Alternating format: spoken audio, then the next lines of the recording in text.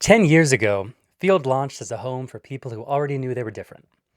Today, an influx of new users are turning to the dating app to help them figure out what they're even looking for. So, is Field changing dating, or is it the other way around?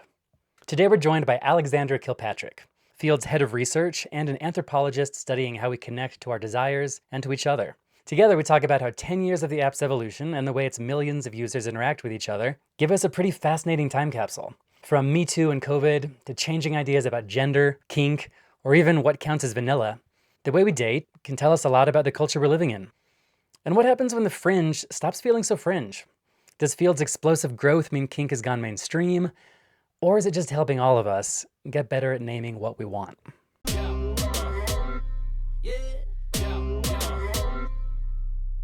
Most of us were given a cookie-cutter template for how to live, love, and succeed. But what if you don't fit that mold? What if you're ready to live a little differently, even if that makes you the odd one out? We're Nyla and Cole, two people questioning the systems, the stories, and the identities that shape us. From politics to pleasure, culture to connection, this is where taboo meets truth. If you've ever felt like a black sheep, cycle breaker, or someone who doesn't quite fit the cookie-cutter mold, then you're a deviant just like us. Field builds itself as the dating app for the curious, and it welcomes all kinds of people seeking all types of non-traditional relationships. At the moment, users can choose from at least 28 sexual identities and 19 relationship types, and those options continue to evolve and expand.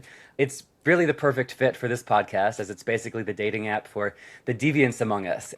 At a time when a lot of dating apps are in crisis and struggling to attract users, Field is actually growing at a very impressive speed and attracting quite a broad user base. So talking about the growth of Field gives us the perfect lens to talk about the evolving state of kink and non-traditional relationships. And here to do that, we have a really exciting guest. We've got Field's head of research, Alexandra Kilpatrick. Welcome, Alexandra. Thank you so much. Welcome. How did I do with the intro to Field? Just love the idea of Phil being the home of deviants, and I love how your podcast has kind of reclaimed that moniker. It fills me with excitement to hear it described like that. Maybe we'll speak to the comms team. Let's. The other thing that I think makes talking with the Field team so exciting is you have this amazing trove of insights into dating and kink and gender identity because you're sitting on all this research you've collected about how the app is used. We were looking at some of your reports and you have some amazing stats that you've shared recently. For instance, there's been a 200% spike in interest in pegging in the last year or two. Apparently Miami is the pegging capital of the world, which is fascinating. Love it. Meanwhile, Mumbai is the cuddling capital, which makes me really want to visit Mumbai. Nyla, what were some of the stats that jumped out to you? Oh, I had some favorites. The most heteroflexible city, because I know this identity label was the fastest growing one for a while. The most heteroflexible city is Berlin, which is kind of cool. The roleplay capital, guess where that is? San Francisco. Fascinating. I mean, it just goes to show, the cultural nuance that we're dealing with in the data, and that's one of the best things about my job is just seeing that kind of variation across different settings. It honestly sounds like a bit of a dream job, getting to track this and be part of the evolution of all these conversations. So before we get into it, we want to hear a little bit more about you. How did you become a bit of a deviant and then arrive at the Deviant dating app? It is absolutely a dream job. It was my dream job, and then it appeared in front of me. I started out studying social psychology. There was a part of my degree that looked at kind of sexuality and sexual dysfunction. I was really interested in that. I always thought I would end up being a psychotherapist or some sort of social scientist. But then I accidentally took a very enjoyable 15-year detour into advertising and strategy. And it was very, very seductive. But I just had this feeling that I kind of traded the career that I was most fascinated by and what I really wanted to do for something that I happened to be good at and that came with this very sort of bougie lifestyle that kept me hooked in for a while. So I did a master's in digital anthropology at UCL, and I did some really interesting comparative work around dating apps in the Middle East and dating apps in the West, and how they are formed kind of differently and how they shape identity and how they're shaped by social structures, government, etc. So it was kind of, things were starting to point in this direction. But yeah, then I ended up working for Meta for years. So again, I took another step away, but I spent a lot of time researching nascent technologies, VR and AR, and hung out in the metaverse a lot. And I saw a lot of kind of highly sexualized behavior in that space as well. Maybe not always great. So lots of signals kind of pointing back to the dream job. And then I remember being at a gig one day and seeing a notification for the job at Field. They had a research job at Field, and I was kind of jumping up and down and grabbing my friend by the arm and saying, "This is my dream job." You know, I had that conversation during my interview where I kind of said, "This is my job, by the way. I'm coming. When can I start?" Love it. And I've been there for nearly 2 years now. But it was interesting how kind of all of these things sort of coalesced over the years and pointed to this role. And I feel incredibly lucky and privileged to be doing the work that I'm doing. It really is fascinating.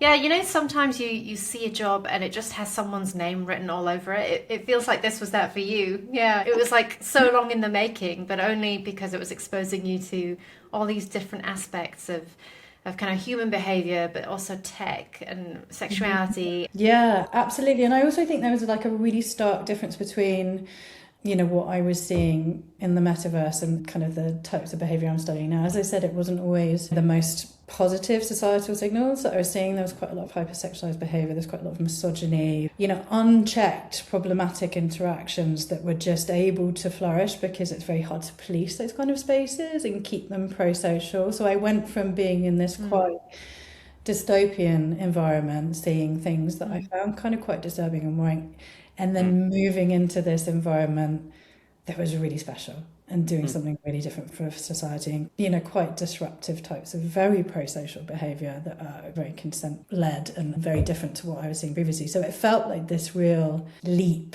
from a space that I found deeply worrying to a space that I found so hopeful and magical. And it's, yeah, again, I feel extremely lucky to be doing what I'm doing. Yeah, and I know Field is turning 10 this year. So I'm curious what you've seen evolve over that period of time from where Field originally started and what you're starting to see that feels different now, 10 years in. Sure. Well, I haven't been there for the greater part of the decade. I've just been at Field for 2 years, but it feels like I've been there for a very long time because I've been a Field user for a very long time, but maybe. Okay. Yeah. One of the things that I have seen evolve hugely is the fact that society is kind of catching up with what our founders had originally had the vision for. You know, we were built on this kind of exploration of doing things differently, this challenge to the status quo, kind of questioning about traditional relationship structures, and we were the first to do that. Yeah. And it was a very radical and political move at the time. You know, even if the politics wasn't writ large, it was kind of an extremely radical, brave and very heartfelt thing for our founders to do. And I think that the people using the app in the first instance really were kind of quite marginalised outsiders. I remember dipping my toe in first 10 years ago and seeing this, you know, what I found to be a wildly exciting, very different, quite a rowdy environment where people were just expressing what they wanted and needed very clearly, loud and proud. And even for me, someone that's always been quite exploratory in terms of sexuality and relationships and consider myself very progressive, I was like, okay, there's a lot happening here. This is, very new environment to me. Now, sorry to interrupt. It started with quite a specific focus, right? I understand maybe just for couples looking for a third or for people interested in relationships with more than two people. Did it expand pretty quickly from there? Yeah, I think in terms of the provenance and the features and affordances that we offer, I think it's really interesting how kind of like marginalised groups tend to have comorbidity is not the right word, that's a very medical term, but if you're interested in questioning, makes it sound bad and it's great, but if you're interested in kind of questioning one part of relational identity, like relationship structures, then there's going to be quite a strong Venn diagram between, you know, you questioning sexuality and thinking about kink and desire in different ways. But I think it very quickly moved from specifically people looking for non-monogamy to people questioning the status quo, questioning the norms of script of how dating and connection is supposed to be. And back to the kind of original question, what's changed is that is no longer outsider or what is classically considered deviant behavior. It is becoming the norm. Society is catching up. People are questioning whether the things that we have always been told are actually serving us well, making us happy, and allowing us to connect in the most authentic ways. So the biggest change is not us, it's people catching up with us. Sure. Yeah, I really want to unpack that with you in a second. But before we zoom into that, I'm just curious about, it sounds like you are an OG deviant at heart. Like you've been on field, even if you haven't worked there for more than 2 years, you've been on it for much longer.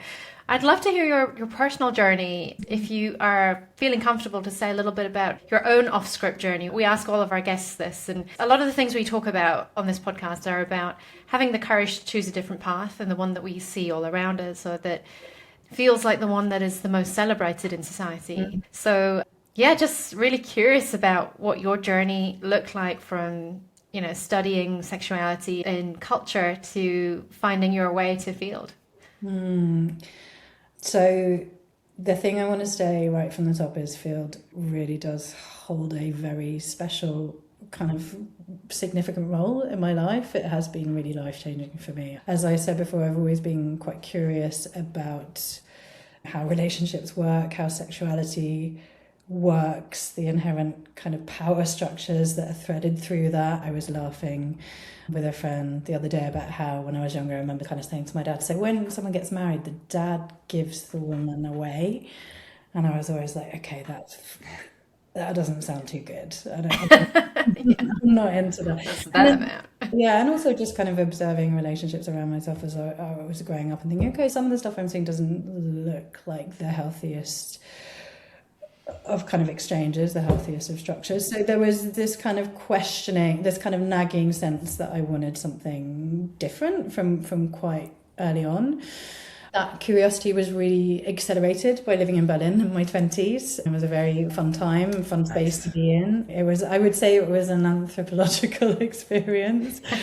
It's a great city. So, you know, I quickly discovered that if you like techno and you're in Berlin, you were also going to be, you know, standing next to a dark room or a play space or somewhere where someone's having sex. And I found that kind of like really elevated the environment in those spaces, even if I wasn't invited into those spaces because they were mostly for kind of queer men at the time. But then I was getting these signs that actually playing outside the traditional scripts of relationships and sexuality has this kind of elevating, energizing aspect to it. And I was really excited by that. And my enthusiasm for all of this stuff didn't come with an instruction manual or a language, and I made a lot of mistakes. I had some pretty disastrous open relationships in my 20s. I don't think I really understood the rules of engagement, you know, and I learned the hard way, and I look back on those now and I don't think I was always having the best time.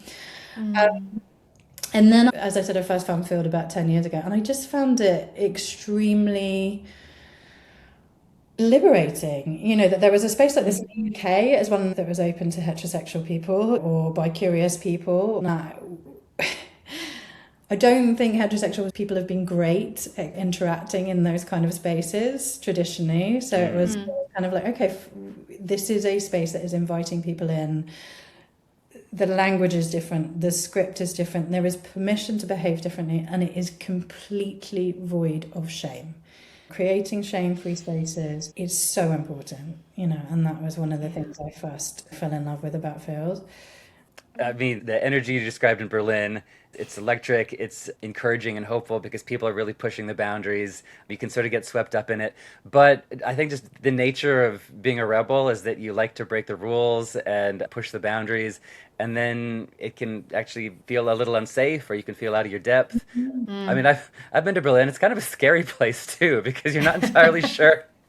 I've ended up in some situations where I wasn't entirely sure where the boundaries were. I was like, am I in too deep? We don't need to go into details. Okay. But you described field in a really special way. It's actually quite the opposite. It not only makes people feel welcome, but it makes people feel safe. I feel a lot of the user design is to let everyone know that they're welcome as they are, and there's some safeguards that you put in place to make sure people are doing things safely and consensually. And so that must have been really nice for you to discover in your own journey. It was amazing to discover, and it was a real sort of red pill, blue pill moment for me, because then I fell completely in love with someone that I met on a different dating app, and I kind of settled down for a bit, and that person was really wonderful and a lot more focused on a traditional kind of relationship approach. So I was like, okay, I'm choosing this for now, and actually not for now. I'd made a decision that I wanted to be this person, and I saw my life with them. So it was like, I am very happy that this magical free place exists, but I'm going over here and I'm doing this now. And then there was another huge twist, and life completely blindsided me. At the start of the pandemic, I got diagnosed with a very aggressive and rare form of cancer. And first of all, it wasn't sexy. It definitely wasn't. Cancer is not sexy. It really kind of immediately kills desire, and it's very challenging for relationships. But my next 2 years just fundamentally became focused on survival. It was so rare that doctors didn't really know what they were doing. There was no set treatment pathway. As a researcher, I would like literally research for 24 hours trying to find these very small sample studies and trying to work out what we should do. But my life just became this kind of like hamster wheel of surgeries, and your life just becomes this series of appointments, really. You kind of stop measuring time in months, you start measuring your time in scan results, and waiting and dreading becomes like your full-time focus. So Wow. yeah, it was a really rough time, and cancer robbed your ability to sort of imagine a kind of happy future. It did for me at the time. I was, like I said, in survival mode. I wasn't really here. The other aspect of it was how quickly your body stops feeling like your own. So I found myself sort of negotiating with surgeons over which organs I wanted to keep. And I just never thought I would be having these conversations. It reminded me a lot of some of the stuff that I studied when I was learning to be an anthropologist, about kind of how you're like remade under the gaze of surgeons. You become quite objectified. I was also getting shipped around from different hospitals and specialists because what I had was so rare. I was like this object of medical interest. By the end of it, I didn't recognise myself. My relationship had broken down. We separated because cancer shines a light on kind of cracks that were already there. You couldn't kind of stick things back together. That's really when I came back to field. I felt very disconnected, and I remember thinking one day, I'm sure I really used to like sex and I'm sure I really used to like dating, but the idea of going into a traditional date where you're kind of interviewing each other about life partner potentials when I didn't even know if I was going to be around anymore was just horrendous. So field just suddenly came back into my life in a really big way, and it was such an important part of my recovery.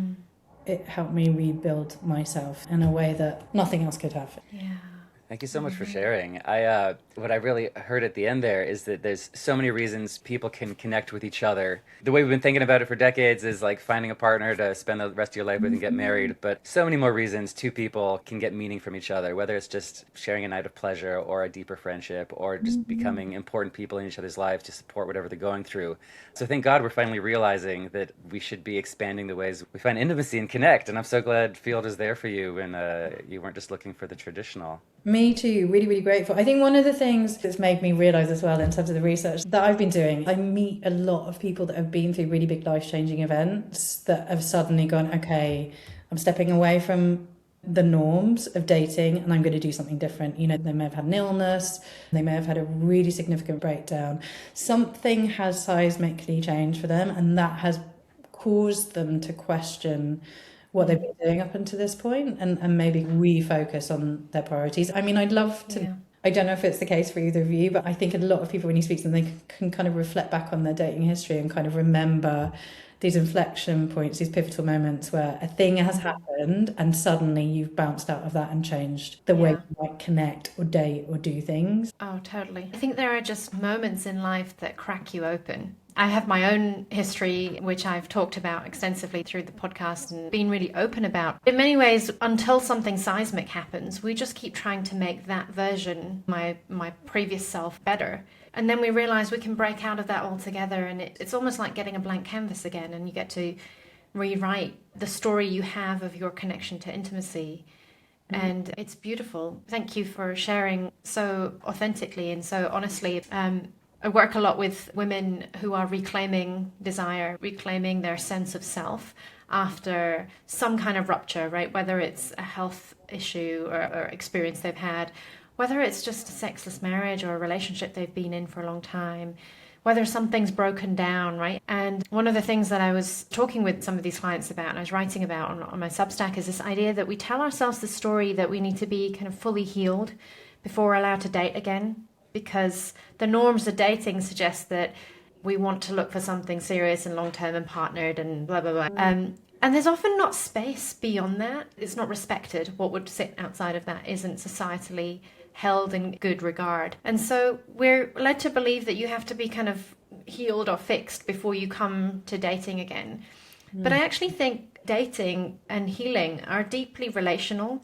And actually we can really heal parts of ourselves through being with other people and connecting with other people. Yeah. You can be in the middle of a crossing, right, where you're not quite where you want to be, but that doesn't mean you don't value and care for intimacy, whether that's emotional or sexual or otherwise. And so I feel like it's part of choosing an off-script journey is also trying to widen the aperture and the lens with which we understand desire and connection.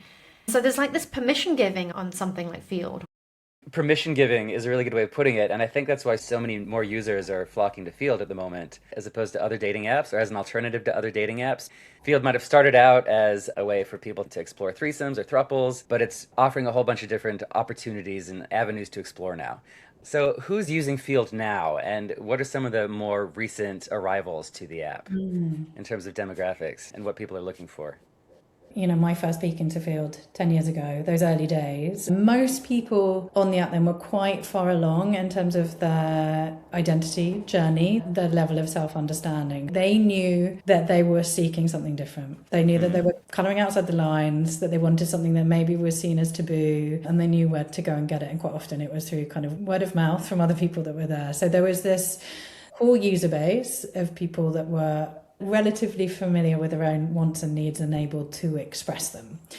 What we see now is that core member base, and we call them the core or the torchbearers, people that kind of really are lighting the way for others. The core is still there, and they're a very vocal and engaged part of our member base, and who we speak to a lot when we're doing research. We need to understand all members, but if we're really seeking sort of product direction, we want to make sure that it lands with these people that are actually shaping culture and bringing other people along for the ride. For sure. But what we're seeing now, we've got some newer segments. We've got the curious and the unaware as well. So the curious I would describe as people that kind of, again, they know they want something different, but they don't quite know what it is yet, and they don't know what's available to them yet. So they're often ready to make a change, but they might not have the kind of lexicon, the information, the experience, the role models, the exposure to know what they really want. And we know this segment kind of need quite a lot of help. They need quite a lot of support. And we've done some really amazing longitudinal studies with this group of people where we kind of screen them in to identify that they are these people that have some sort of dissatisfaction. They're looking for something new. And then we put them in the app for a week or 2 weeks and kind of, interact with people in the app. They are very quickly going through this process of relational learning. So they're seeing what's going on other people's profiles, they're seeing language that's being used, and they're suddenly going, okay, I think I might be a bit like this person, or I think I might want something that's been mentioned in this profile. So very, really quite quickly, within a matter of days, the curious are starting to evolve into baby core members who kind of beginning to say, okay, this is what I want and need, these are the things I want to do.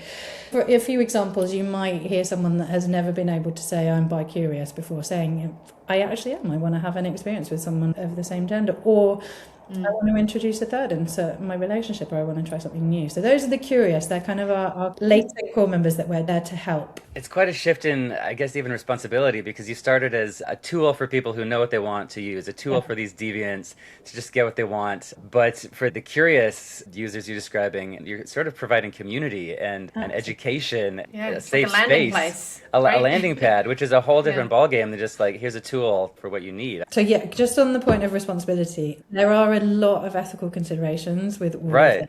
And we have a really significant duty of care in terms of how we show up for people, how we support them, the guardrails that we provide.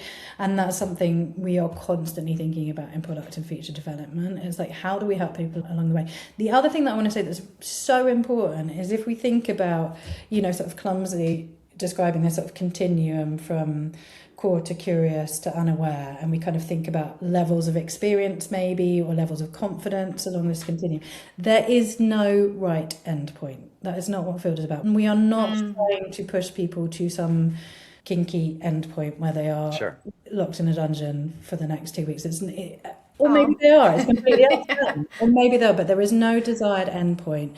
What we are trying to do is help people along the journey so they land exactly where they need to. It might be something as simple as they spend a few weeks on the app and they're able to advocate for themselves in the bedroom a little bit more and just say, no, I'd like you to do this thing, please. Or I don't want you to do this thing, please. Well, going back to the data that Field has released, the world capital for being vanilla is Brazil, apparently. Which really comes as a shock, but I was thinking about it, and suddenly I was thinking, what if, Brazil is just full of people who are very sexually liberated, and there's some people who just want to raise their hand and say, actually, I'm vanilla. And so maybe people are actually Deviant going to be vanilla now. Yeah, maybe users are going to Field because it's a place where they can say, "Hey, I'm actually vanilla. I hope that's okay." So I mean, it's just a place where people can express what they want, whether it's freaky dungeon stuff or cuddling and being vanilla. And I think that's beautiful about the app. Absolutely. And one of our design tags is vanilla. And when we went back and forth on that a lot, there was a lot of internal discussion around it. Some of the kind of core members were like, we don't want to see this. But what it evidences is that we are inviting that full spectrum. There is no right point. Everyone is welcome. What we need to give is the kind of features, affordances, tools, language, so people can really express where they are on the journey and meet people that are right fit for them. So that's kind of like an ongoing conversation between research and our product teams. Sure. Yeah. I think I definitely arrived on Field as the curious newbie. And I think it's actually true, the journey you described of the people who would probably fly off the app within the first couple of days.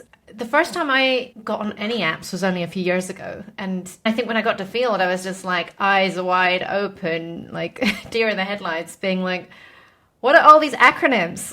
Like, what does everything mean? And so I did have the experience of actually going through people's profiles to be like, process of deduction, that sounds good, that doesn't sound good. Don't know what that is, but we'll find out. And I think that's probably what most people do. I think we've removed quite a lot of the process of deduction. I hope we have anyway. We've Okay. glossaries and a lot more support in apps so we can get people there faster. Relational learning will always happen. Other profiles will always hold a mirror up to people so they can kind of think about themselves and their own experience. We never ever want that to stop. It's one of the things that makes Field so beautiful. But what we do want to do is kind of expedite the process of people having the right language, understanding themselves better so they can show up authentically. And I think there's this huge debate around authenticity and dating apps at the moment. And there's this kind of argument like, do dating apps, really make you inauthentic because you're presenting this idealized self? Or do they actually allow you to be more yourself than ever before? And I would argue that Field is kind of the latter. We're really giving the breadth. We're not making it binary.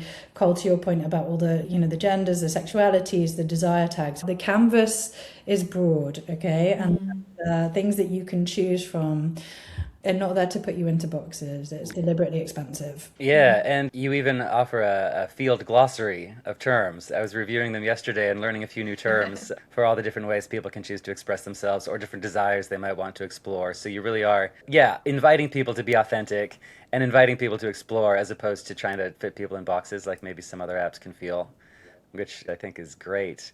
Going back to talking about this curious segment, another big segment of the curious users on Field, in my experience, are people who are curious about queerness. You've mentioned there's a lot of people who are questioning their sexuality. And for example, gay men, they may find apps like Grindr can feel like diving right into the deep end. And Field is a place where they can still identify as heteroflexible, for example, and they can dip their toes in a way that Field allows for them to be curious. A couple of my favorite pieces of research, sort of research data points that I've seen linked to this. First of all, we know that there are a lot of men who are showing up on Field and identifying as straight, but searching and liking and connecting with men's profiles. So we are giving people a safe space to explore their sexuality. We see a lot of people's sexuality change whilst they're on the app, and Sure. we play a small part in that safe exploration of an experimentation to get them there. The other example I want to give is a very specific example of one of my favourite interviewees ever, and it was someone that used kind of a very sex-forward, transactional gay dating app that had really kind of carved out this identity for themselves as this kind of dom daddy. Someone would turn up on their doorstep, they would have sex, he would literally like call the cab for them and be like, yeah, see you later, night night. You know, he talks about it kind of being this real conveyor belt that he had like inadvertently created through using certain apps. And he was one of our longitudinal research participants. So we said, you know, come stay for a week. The first thing he said was, my God, I'm not cool enough to be here. I don't understand the language. And we said, yes, you are. We're going to help you along for the journey. And then really by the end of the week, he had gone through this incredible journey where he said, okay, I've been having very different conversations to the hypersexual conversations I normally have elsewhere. I've discovered a softer side of myself. I've discovered that maybe there are things that I want to do sexually that I've never tried. Aftercare's a thing. I never even thought of aftercare. You know, he also said, I think I might want to have an experience where there's a woman in the room as well. So this person just went through this huge, I don't know if reverse engineering is quite the right term, but really we put them into a space that allowed them to step back and just question the kind of norms that they had created for themselves as a result of being in these hypersexual gay dating apps. And, you know, we talked about he created a bit of a prison for himself, and really he found it hugely liberating being on foot. It was one of the interviews where I kind of like had to, you know, kind of pretend that I had something in my eye. I love it. Well, we've said a few times in this conversation how the traditional dating apps put you in this box of someone looking for long-term marriage, yada, yada, yada.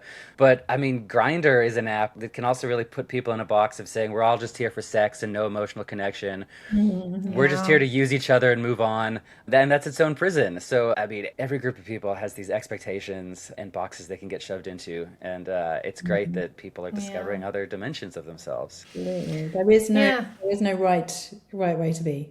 Yeah. We keep getting sidetracked because you mentioned these three main segments of the user base. We've got the core group who know who they are and what they want. We've got the curious. And then what's the third segment? So we've got the unaware. And the unaware are, you know, the members that when they come into that we need to think about most carefully in terms of stewardship and support. Because the unaware are very early on their journey. Again, they don't know what they're necessarily looking for, but also they're not really very aware of what field offers. So they may read some very early signals, for example, filling out your desire tags may be something that's really overwhelming for someone that's unaware because it's just a completely new world to them. So I think they are kind of defined by being really right at the start of a journey. And they can flip one or two ways. You know, they could suddenly learn more about what we're offering, what the space can give them, what the community can give them. And they may suddenly realize, yeah, this is really not for me. You know, it's not aligned with my values, what I'm looking for, or then they kind of start to go on their curious journey as well. So it's kind of, we as a brand, as a product, need to meet people where they're at, and we need to deeply understand people at these different stages so we know what their fears are, what their reservations are, and what the opportunities are to support them better. So we have to walk, you know, I talk all the time about kind of walking in the shoes of our members and deeply understanding them and hanging out with them and seeing what their day-to-day is like. And that's, you know, where this kind of like segment approach becomes really important because not all the same. And how do you do the research to decide where to expand your glossary of options? You know, how do you decide when to add a new identity label or a new relationship label?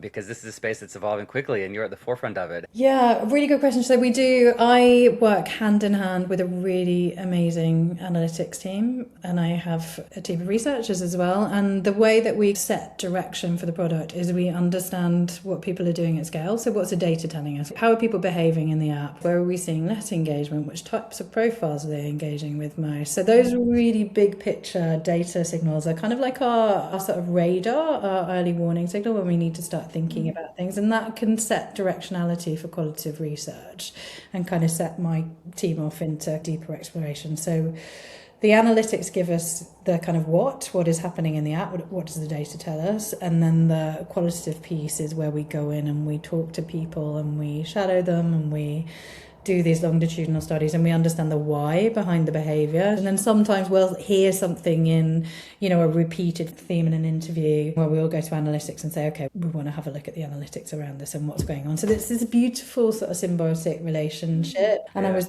describing this internally the other day to a team, and I was saying, if you're doing one without the other, you're kind of going into a room and you're turning on a torch and you're looking at a little bit of the room and you're kind of getting a partial picture, and without all of the different signals being triangulated, you might get the wrong story. And really, when you combine qual and quant research together, and this is the work of anthropology as well, you switch that light on in the room and you get the big picture and you understand the why, the what, and you also understand the opportunities for improving and kind of meeting unmet needs and helping people solve the problems they're having. And the other thing that we always look for is, what are the workarounds that people are using?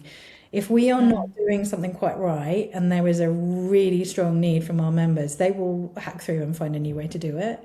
And those are really great signals for us because, members are ingenious, right? Looking at what they're doing points us to things that we need to help them with. So, yeah.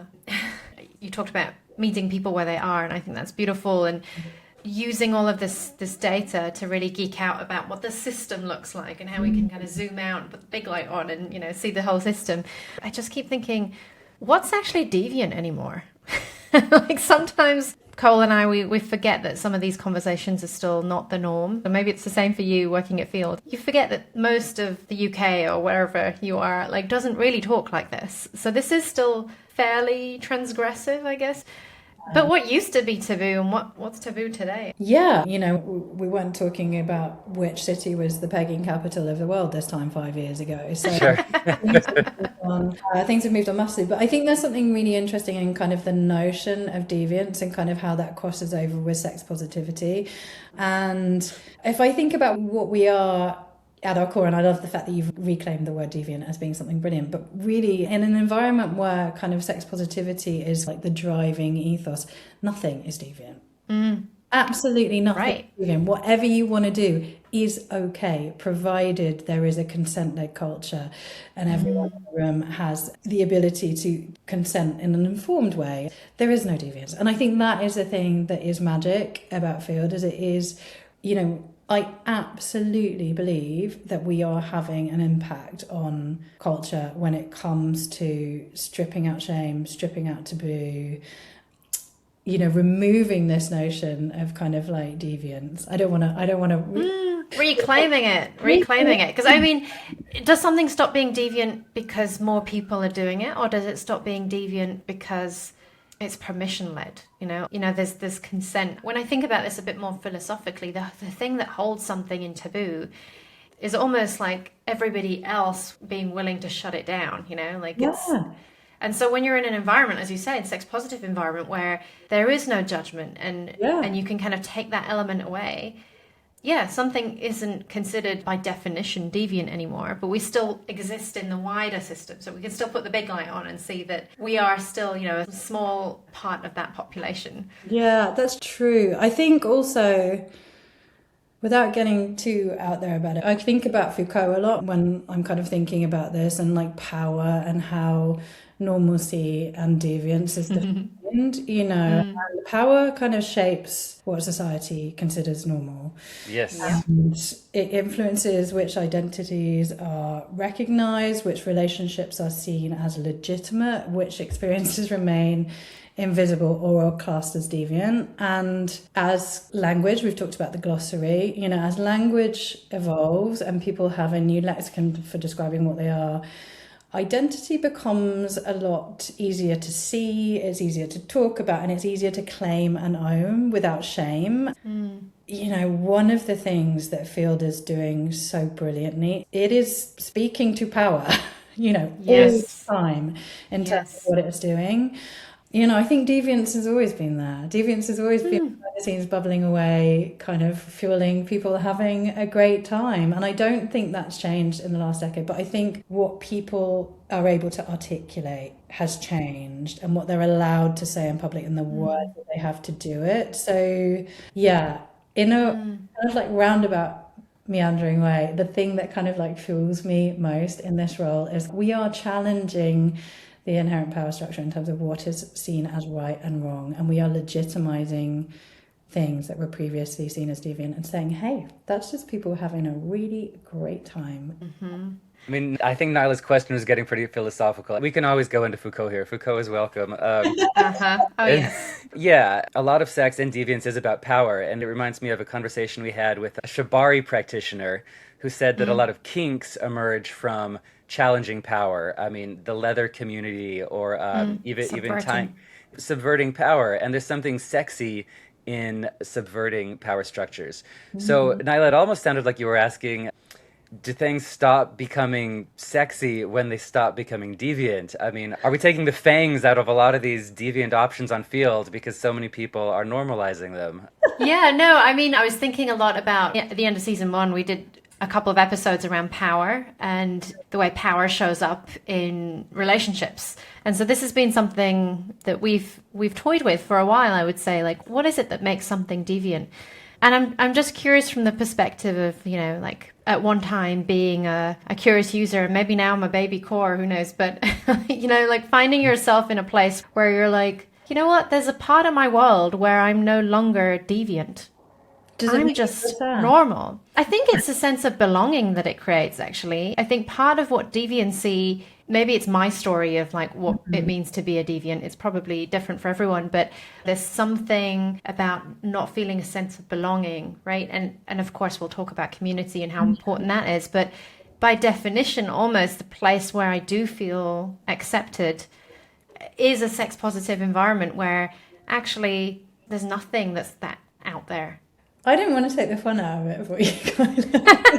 There's something around reframing it as the removal of prejudice. Just because the language and the things exist, it doesn't mean everyone's going to be doing them. We know that from the data as well. It doesn't mean everyone is going to, as I said, there's not a desirable natural resting state of being kind of more extreme, more kinky, more into BDSM, etc. But it's, I think what we are doing is destigmatizing behaviors. So it doesn't mean you have to practice them or be involved in them, and it may still be minority of culture that are doing that, but we're removing the persecution and shame and I think that's the bit to focus on. So you're still a deviant, Nyla. Yeah, don't worry, Nyla. But I think Nyla is touching on something really interesting. These three segments, the core, the curious, and the unaware. Have you found that some of your core users are feeling like their community is a little threatened by the inundation of more unaware people? It's almost like the digital equivalent of when a bunch of basic girls start hanging out at the gay bar, and suddenly it becomes the straight space. And there's, a lot of gay bars have been ruined, but you're not basic, Alexandra. How dare you call yourself basic? Queer spaces can be ruined when they become normalized and mainstreamed. And I wonder if people are pushing back. I mentioned the backlash around vanilla. What that does kind of points to a challenge for us as, the team that are putting the product together. We are a community of communities. And we need to build filtering and matching features and kind of community spaces within the app that allow people to find their people. What we don't want to do is be exclusionary, but we want to funnel people to the right communities and the right experiences, and that is an ongoing challenge for us. But yeah, look, change is always threatening, and I think this is kind of like the essence of what you were saying. This is kind of it's like special and dear to you. There's something about being in a marginalized group when you're doing something that feels like it is disruptive in a really positive way. You kind of want to keep that safe, protect it, special. But what we know, and again I'm going to go back to this torchbearer terminology, these people are kind of shining a light on better ways of being, relating and doing, and we need to really hold them up in high esteem, and we need to learn from them their rules of engagement. We need to take from those learnings and kind of package them up in ways that people who are maybe not in that lifestyle can understand, whilst also protecting the experience for our OG members. And it's a really fine balance, and it's a really big challenge, but it's one of the tensions that we are thinking about all the time. Let's double click on that then. What does it look like to help people put words to their desires, and the work you've been doing around that with reflections and other things. Speaking about power, I feel like having the words to describe your experience can be a really powerful self-affirming experience, right? Yeah. So much of what we're talking about today is about language, and reflections is very much about language too. And I'm going to break down what it is exactly, but before... And we haven't talked about reflections yet, so just briefly tell us what the project is. Yeah, for sure. I will, describe it in a way that hopefully gives a really clear snapshot of what it is and how it works. But just quickly, I want to kind of come back to the core belief that it was built on. So really, reflections starts with this idea that the most important relationship you'll have is the one that you have with yourself in the first instance. So better self-understanding leads to clearer communication, stronger boundaries, and more intentional and consensual ways of relating to people. So that's the starting premise that we begin with. It's a self-discovery. For anyone that hasn't used it, please try it if you haven't. It's a self-discovery experience designed to help people really deeply understand themselves in three core areas. So desires, relationships and relationality, and boundaries when it comes to sexuality and relationships. And it's built around 165 questions and prompts, which sounds like quite a lot, but it can be completed in under 30 minutes. And those questions and the structure of the tool is very much evidence-based. It's rooted in previous research. And really, I keep coming back to this idea, it's shame-free by design. So it asks you really searching questions about what you might want and need outside of the bedroom or not want. And it does it in a way that, makes everything feel normal and okay and permissible. And then once you finish those questions, it will deliver a set of results to you that you can review and hopefully have this new insight about yourself. And of course, it doesn't stop there. And I feel like this is probably very much your world, but when giving someone a set of insights about themselves is not enough, they're only kind of come into play and get embodied when they're enacted with other people then. So I think the things that you need to have, are reflections, ask you questions about what you want, need and desire, but really when that comes into play is when you start kind of conversing about those things with other people or about them when you're connecting with new people. So it's very dependent on the community as well. Yeah, the first step is always awareness, right? And I took the reflection survey. I think it's a fabulous way of building a foundational set of understanding about what feels right to me, what doesn't feel right to me, what would I like to try, what am I even curious about, what are these things that I've never thought about, is asking me to think about them. So I think it gives people the opportunity to almost be kind of handheld a little bit through that initial phase of, where do I even begin? There's this kind of fine line between arriving somewhere like field and feeling liberated and then feeling overwhelmed by, oh my God, there's so much here. And I think it's a beautiful guided, handheld process to just that first level of awareness that you need to have. Yeah, absolutely. And it was exactly that kind of insight of people feeling overwhelmed that led to reflections as well. I think one thing I just want to really underline about it, there's a lot of sort of personality style questionnaires and quizzes that feature in other dating apps that really ask you kind of what you're looking for in this one-to-one sort of romantic match. And really this was our kind of counterpoint to that, because it starts with self-understanding, what's going to make you feel happy, what's going to make you feel embodied, what's going to kind of bring you back to life. And I think most other apps optimize for matching, and we are optimizing for self-understanding as that jumping off point. And it really shifts the focus from find the right person to be more aware of who you are and what you need to feel good. And that feels pretty powerful. That's what really came through for me using the reflections tool.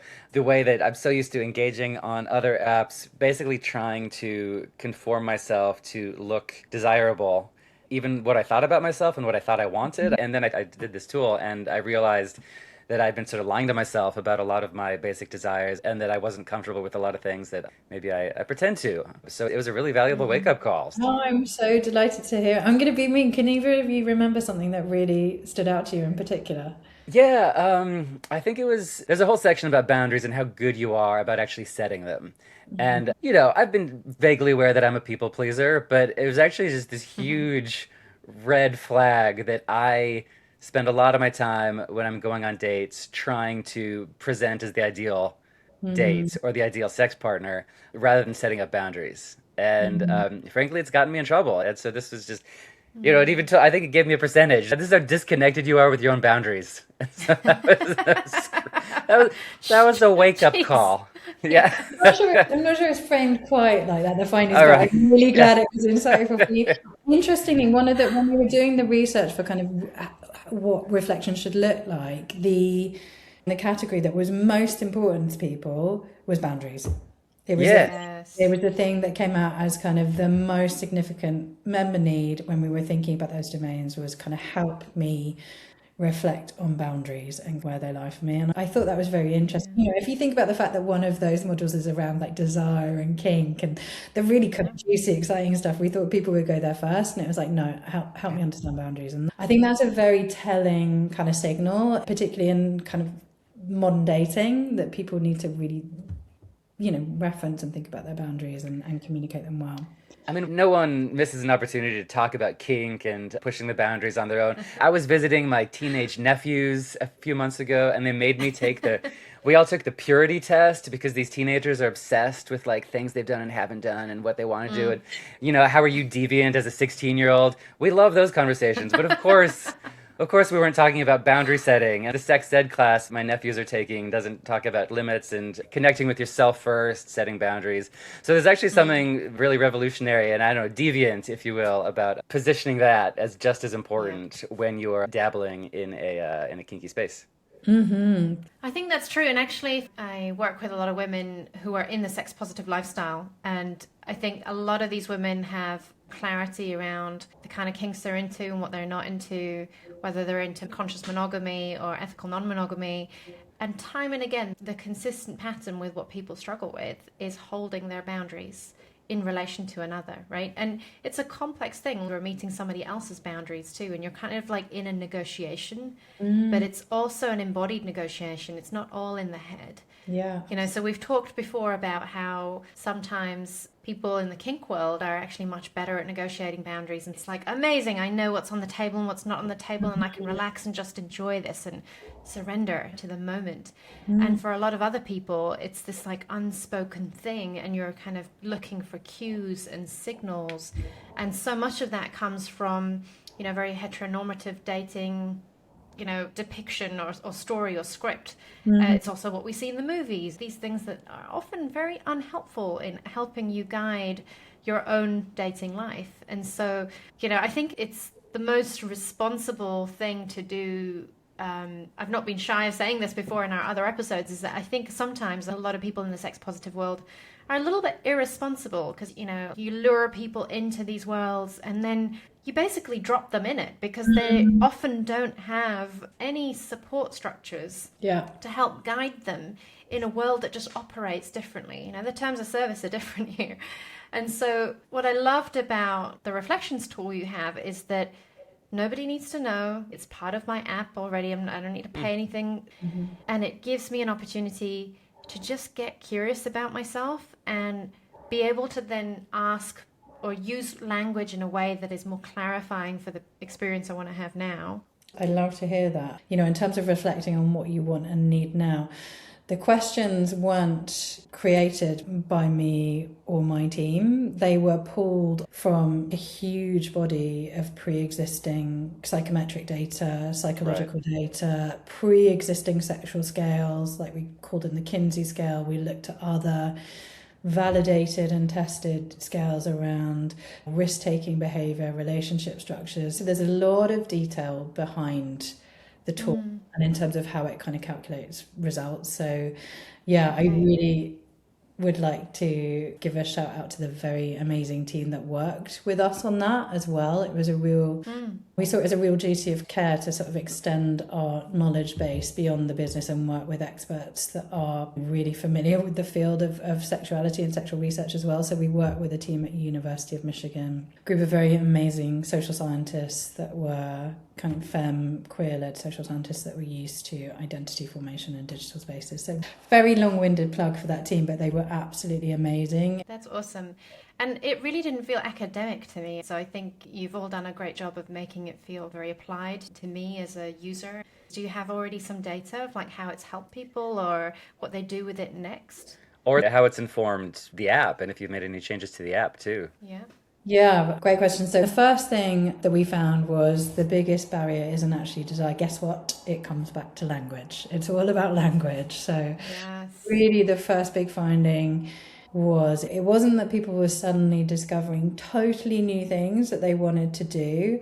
They were just being given the words to describe them for the first time ever. You know? It's so powerful. Yeah, and I'm actually going to specifically call out some data points that I think really underline this. So 58% of people became more aware of what they want from connections as a result of doing it. 51% became more aware of their desires, and 72% actually planned or changed to plan how they communicated those things in their desire tags. So what we're seeing is like a really significant change in terms of how people are actually expressing what they want and need, just as a result of, answering some questions about themselves. That's great. And we also found that it was changing behavior, not just thinking as well. So we asked them if they were more interested in discussing the desires that they had, and they were more able to do that. And over 60% of people said that they absolutely wanted to have those conversations as a result of doing it.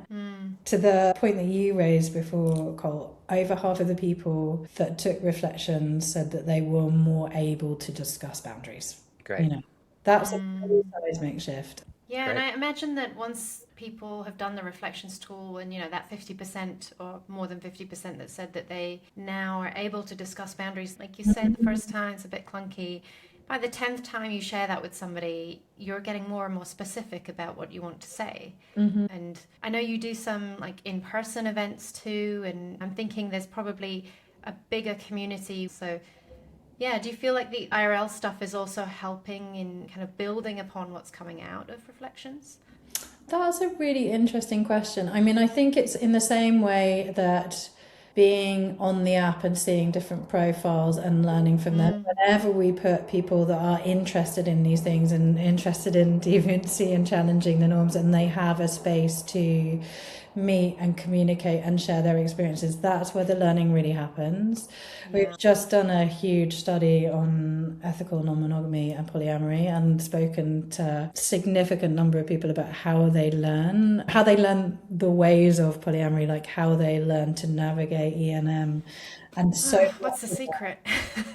so much of that is conversations with other people in the community and just being, and a lot of learning along the way and kind of making mistakes, but having conversations and having people to reflect on those things with. And it's a really big ask from our community as well, particularly when it comes to those who are ethically non-monogamous. They want to be shoulder to shoulder with other people in their community, not because they're looking for dates, but because they want that shared experience and they want spaces to discuss that. So we hear that. Yeah, I started to run some community events in the last 6 months where I just break bread with people who are also in similar experiences. And it's beautiful. You see people arrive a little bit awkward, going to have dinner with strangers. And then by the end of the night, everyone's like exchanging numbers because they just found another. It's all largely platonic, but it's just really validating for people to just feel heard and seen in a way that they connect with other people on a similar path and journey. We mentioned at the beginning of the episode how a lot of other dating apps are struggling. And I think a lot of that is more and more people are realizing that they crave community, IRL interaction, but also community, which is something Field is doing. Whether it started out to do that or not, it really is a space for building community and making people feel welcome. Do you think that's one of the big reasons that Field continues to grow while other apps are struggling? Or what would be some other reasons you think that you're continuing to attract users? Yeah, one of the things that I think happens as a result of not having a specific end goal often. So if you are, looking to relate authentically, you are not looking for your future husband, wife, partner, but you are open to all eventualities. I think what happens is a lot of the exchanges that would normally, you would connect, find that you weren't compatible, and that would be it. That would be the end of the journey, the end of the connection. What we hear again and again is people that are going in with a more open mind in terms of what might become is they are finding very different kinds of connections. They're creating friendships. They are finding community.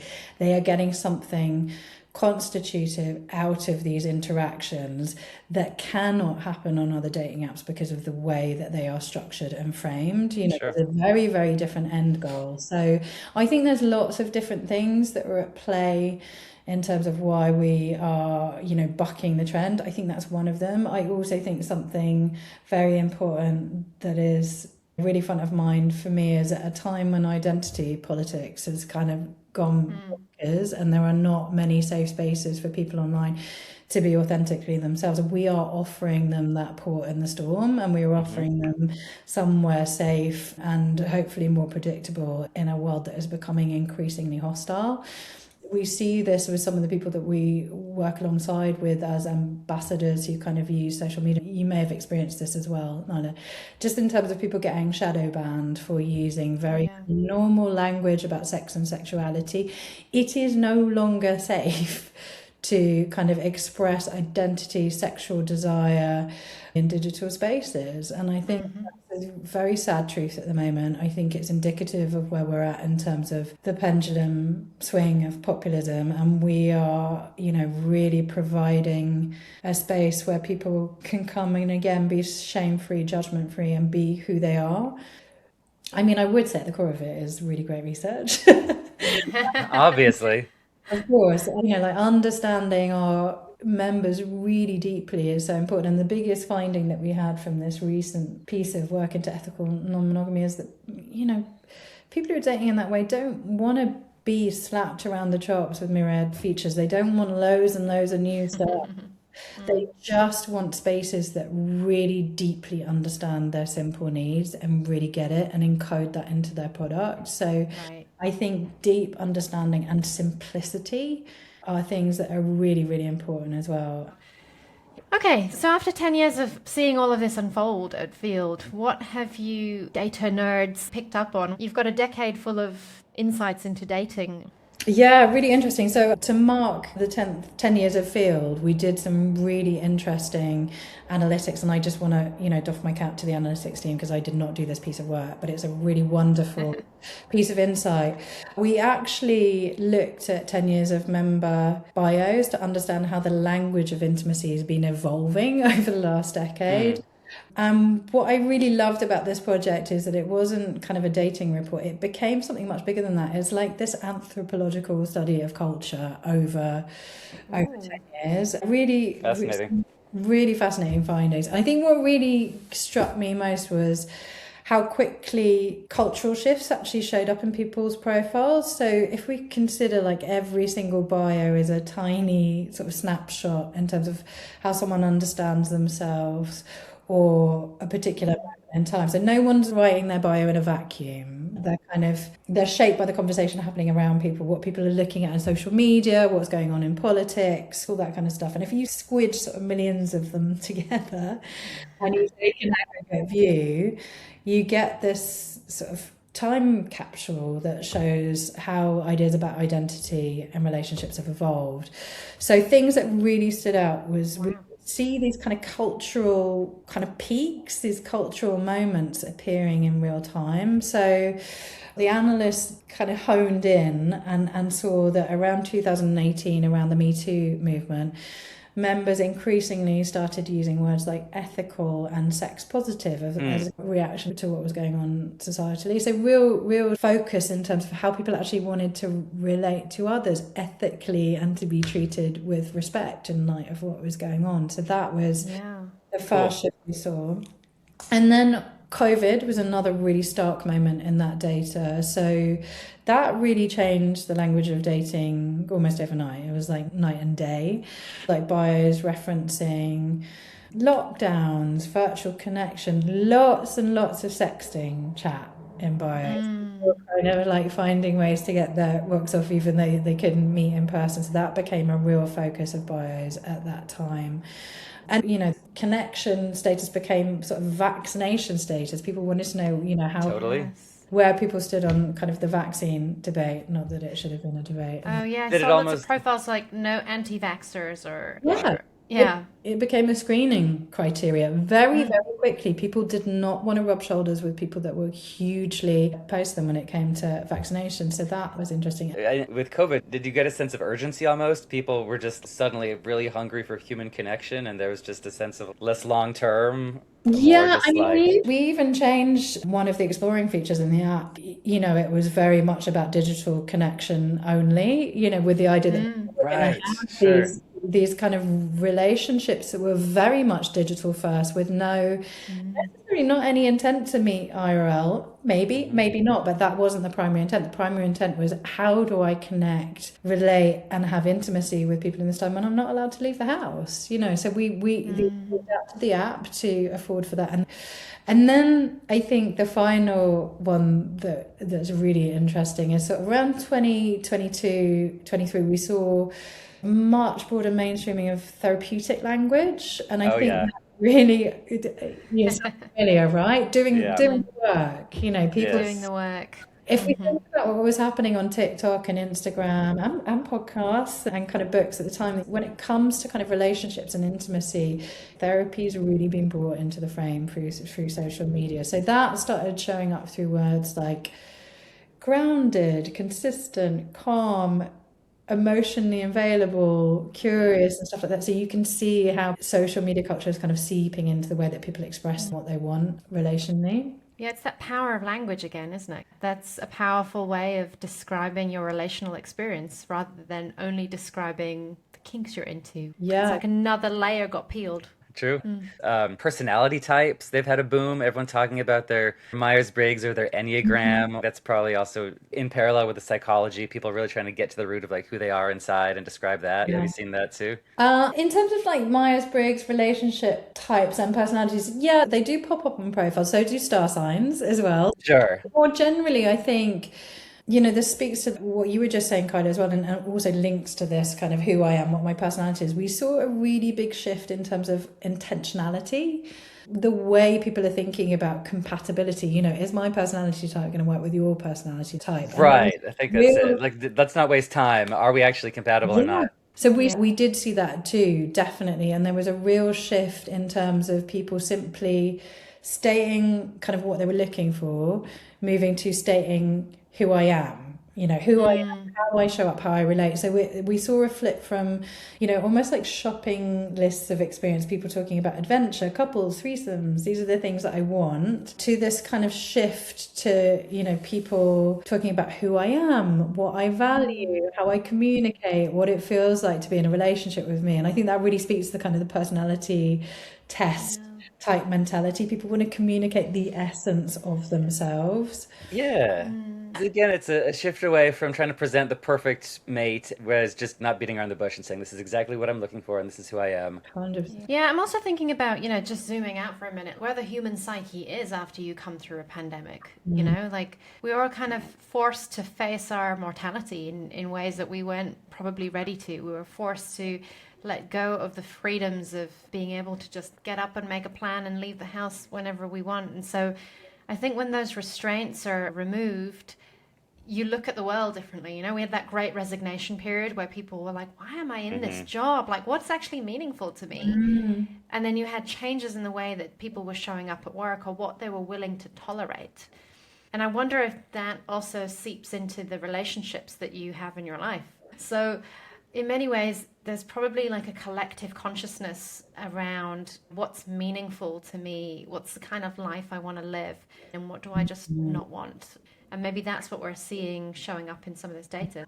Absolutely, and I would love to be able to pluck out of the air the kind of data around the number of relationships that broke down during COVID. You know, I Yeah. think it's a Hello. Yeah. I Yeah. think that's a really important part of it when you're thrown together in a way you weren't expecting to be thrown together without any of the normal sort of crutches that you have socially to kind of punctuate your day. You know, that can be very Right. It's a magnifying glass, right? Yeah. Everything is kind of magnified to the point that you can't ignore it anymore.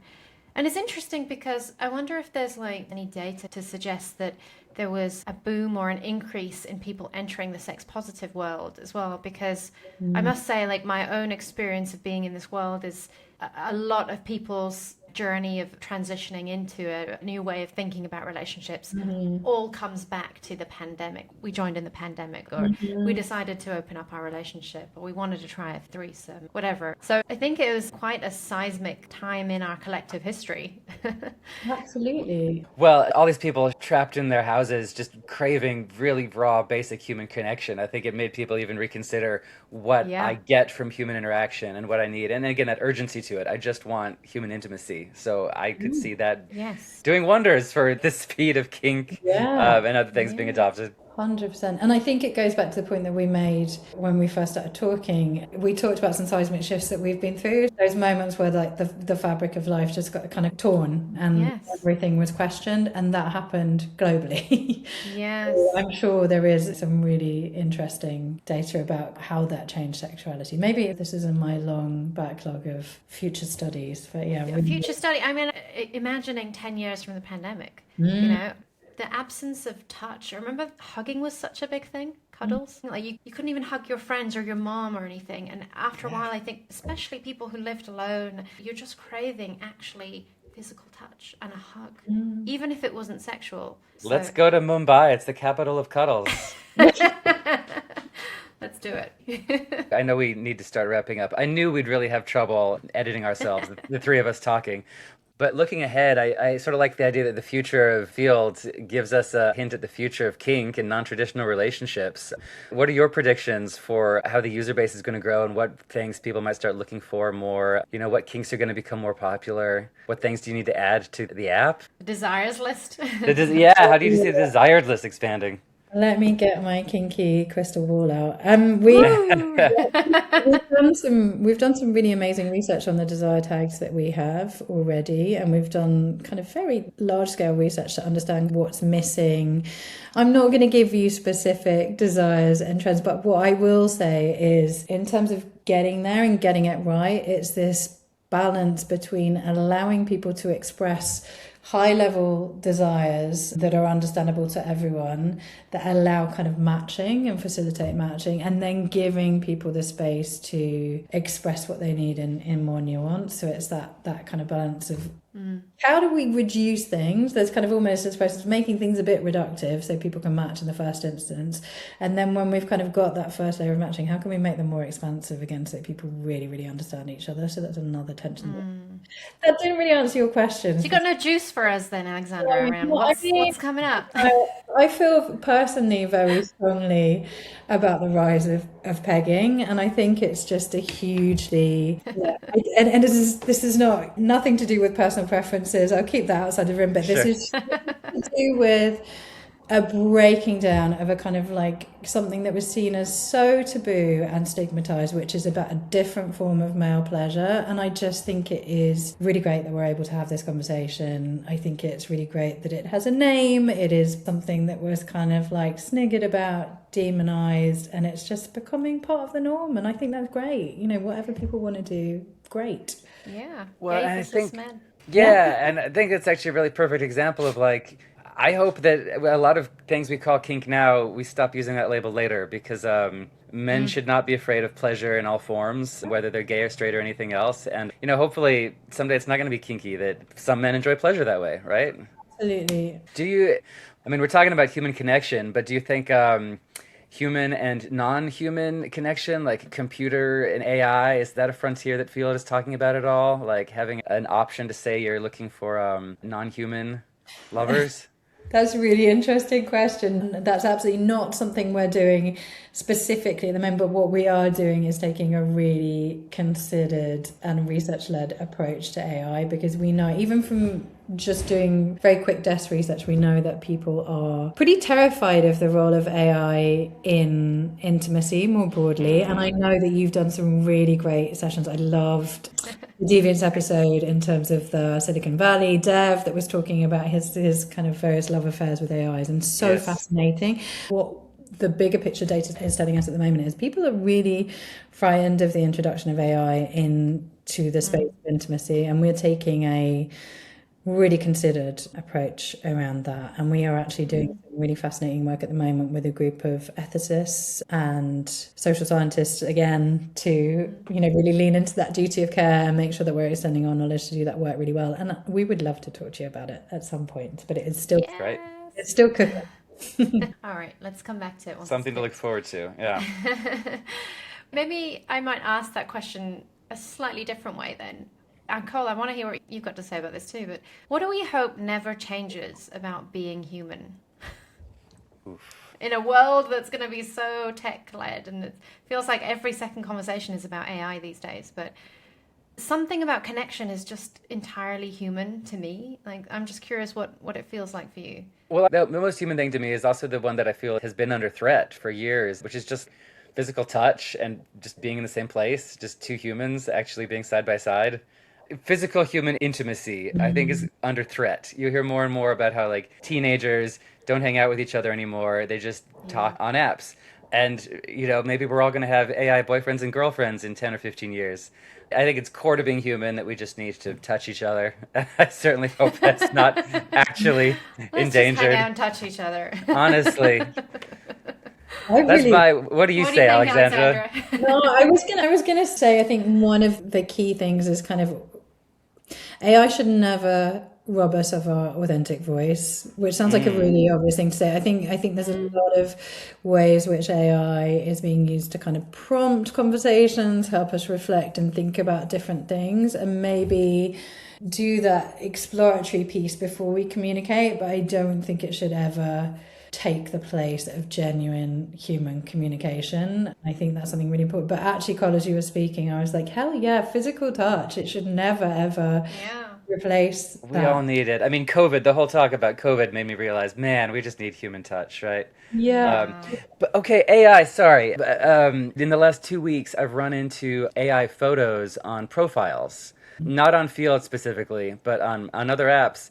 And so now this is something you have to watch out for in the digital dating space, is people posting AI photos. And I don't even know what we're going to do about that. I mean, I think there's an opportunity for using AI to police AI, and I think that's Right. I think that's really good. I think one of the areas where we can really lean into the power of AI is when it comes to trust and safety. Sure. And how we use it to kind of monitor authenticity, how we use it to monitor scams and bots and things like that. And I think that's when it becomes really, really powerful. It's the stuff behind the scenes in terms of keeping a community safe. And I think that's what AI really, really affords, that is very powerful and not threatening to connection. It is preserving connection and preserving safety. And I think that's, a use case. Here.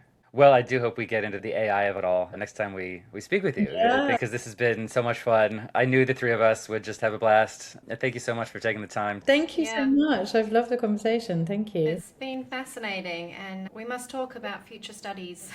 Yeah, no, I was thinking there's collaboration opportunities. Yeah. Oh, we'd love it. I'm pretty jealous of your job, so I'm just going to make you talk to me more about it. Yeah. It is, I do pinch myself. It is literally the best job ever. Yeah, amazing. Yeah. Thank you so much. Thank you.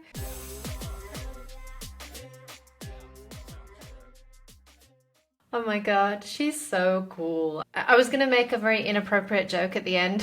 I was going to be like, oh, so Alexandra, let's meet again soon and touch each other. I was like, wait, that's not what I mean. That's not what I mean. It was about human connection, the thing we were saying. Save it for the app, Nyla. If that's your kink, you need to find people on the app for that, okay? Jeez, that's hilarious. I actually really enjoyed this sort of history lesson, the trip back through time of all the big societal shocks we've had in the last 10 years and how they've sort of shaped the user base of Fields. I thought that was fascinating. It's interesting to me how much I hadn't connected some of the big kind of societal shifts that we're experiencing as a collective that start to impact the way that we see just connection with each other. And that includes everything from the politics of the time to the Me Too movement, through this huge pandemic that's changed all of us, changed the way that we think about what's meaningful to us anymore and what we want to be intentional about inviting into our lives and our bucket lists and all those things. Yeah, I actually wanted to ask about politics and if she'd seen a rise in people saying how important that was, because, of course, it goes back to the conversations we've had about how society is really fractured at the moment, and makes it harder to connect How we're above so the noise. Yeah, and how actually that polarization is showing up on dating profiles, right? Because I remember Yeah. seeing profiles that were like no Tories and no anti-vaxxers. Well, and the watermelon, just the straight to the point emoji. Yeah, exactly. I think I went in thinking that, there's this fine line between feeling overwhelmed when you come to field and there's like these like, I don't know, 60 plus types of sexuality or desire tags or whatever she called them. And at the beginning it feels like it's a bit much. And so I had this kind of question in my mind of like, is it really liberating or is it just more emotional labor, like more overwhelm? And I think what's starting to land in my brain really is that I think the more we practice something or the more we say something, the more precise we become about what we want, right? And what we desire and fits for me, what I'm searching for on a dating app, essentially. And so in many ways, I appreciated the different ways that the huge spectrum of options on Field actually makes you think and be more precise. And yeah, just coming back to that conversation about the power of finding words to describe your experience or to describe what you're seeking. I think it helps us all as individuals to be like better expressing ourselves. And that can only be a good thing, right? Yep. Well put. I just love that an app like Field has an anthropologist as their head of research, doing all these great. longitudinal studies. I mean, I think the digital space is what's most anthropologically interesting right now. So it makes sense Alexandra ended up there. I think that's where society's changing the fastest and the scariest. But I love Alexandra's optimism about using the digital world to connect. Let's remember that there's still so much we get from digital spaces if we use them with eyes wide open. Intention, right? yeah. Yeah, and aware of the give and take of how much we need from human interaction to how we can use them to complement each other rather than choose one over the other. Yeah, exactly. We're going to bring her back. I'm saying it now. Yeah, she's definitely coming back. All right, everybody. That's it for today. And until next time, stay kind, stay curious, and stay just a little bit deviant.